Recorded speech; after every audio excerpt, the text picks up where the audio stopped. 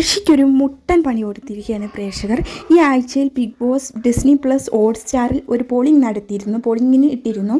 അതായത് ഹൗസിനുള്ളിൽ ഉള്ള ആര് സ്ത്രീവേഷത്തിൽ കാണാനാണ് നിങ്ങൾക്ക് ആഗ്രഹം എന്നതായിരുന്നു പോളിംഗ്. അതിൽ ഏറ്റവും കൂടുതൽ പ്രേക്ഷകർ വോട്ട് ചെയ്തത് നമ്മുടെ ഋഷിക്കായിരുന്നു.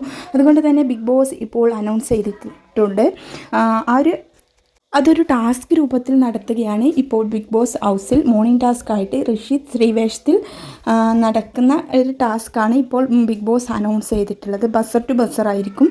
ബിഗ് ബോസ് ബസർ അടിക്കുമ്പോൾ നമ്മുടെ ഋഷി റെഡിയായിട്ട് സ്ത്രീവേഷത്തിൽ അണിഞ്ഞൊരുങ്ങി നടക്കണം. അതിനുശേഷം ബിഗ് ബോസ് അടുത്ത ബസർ അടിക്കുമ്പോൾ മാത്രമേ ആ ഒരു ആക്ടിങ് നിർത്താൻ പാടുള്ളൂ എന്നതാണ് ബിഗ് ബോസിൻ്റെ റൂൾസ്.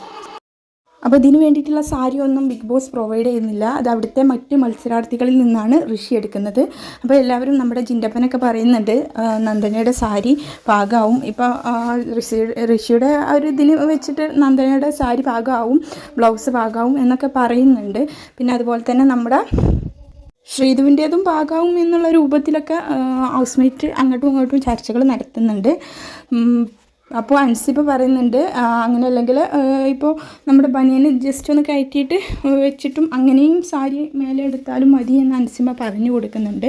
അപ്പോൾ എന്തിന് റെഡി ആയിട്ടാണ് നമ്മുടെ ഋഷി ഉള്ളത്? ഏത് രൂപത്തിൽ വേണമെങ്കിലും ഞാൻ റെഡിയാവാം എന്നുള്ളൊരു മറുപടിയാണ് ഋഷിയുടെ അടുത്ത് നിന്നുള്ളത്. ഇപ്പോൾ ലൈവിൽ നമ്മുടെ ഋഷിയെ അണിഞ്ഞൊരുക്കുകയാണ് ശ്വേതാമേനൻ, അതുപോലെ തന്നെ നമ്മുടെ അൻസിബ, മറ്റ് മത്സരാർത്ഥികളൊക്കെ നമ്മുടെ ഋഷിയെ റെഡിയാക്കി എടുക്കുകയാണ്. ഇത് നല്ല രീതിയിൽ തന്നെ ഫണ്ണായിട്ടുള്ള ടാസ്ക്കാണെന്ന് നമുക്ക് കരുതാം.